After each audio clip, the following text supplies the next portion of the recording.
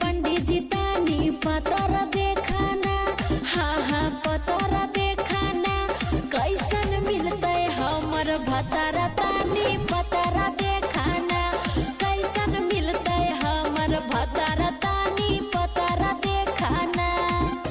सुंदर बार घर छौड़ी तोर मिलताओगे, हाँ हाँ तोर मिलताओगे। अच्छा हम देखो ही पतारा भतारा गोर मिलताओगे, हाँ। हम देखो ही पतारा भतारा गोर मिलताओगे।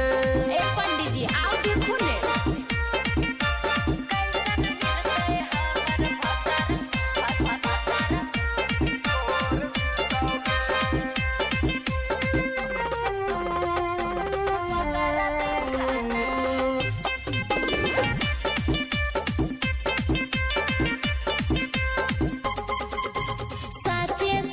बतैहा बाबा तोहरे प्रयास जी, घरवा से करके एलियो पूरा विश्वास जी।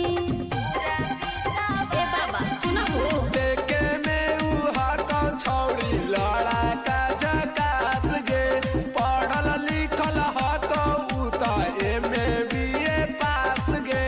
नौकरी वाला मिलते बेरोजगार मिलते जी, बेरोजगार मिलते जी, कैसन मिलते हमर भतारा तानी पतरा देखाना। ये छौड़ी देखो ही पतारा भतारा गोर मिलताओगे।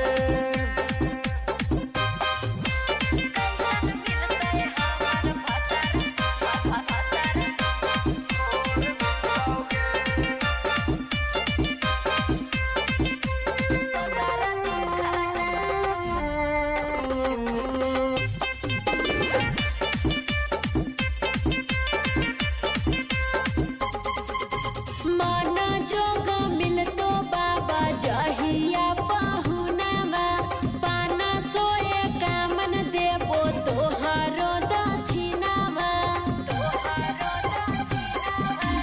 आज तक ले होलाई नहीं बात हमर झूठ गे। अच्छा। असली गुरु सही आई छौड़ी हम त गुरु मुख गे। हाँ। छोटा मोटा नहीं कौशल जस बे जोड़ मिलताओगे। अच्छा। हाँ जोड़ मिलताओगे। हम देखो ही पतारा भतारा गोर मिलताओगे। हाँ। हम देखो ही पतारा भतारा गोर मिलताओगे। ए बाबा सचे सचे बतैहा कैसन भतारा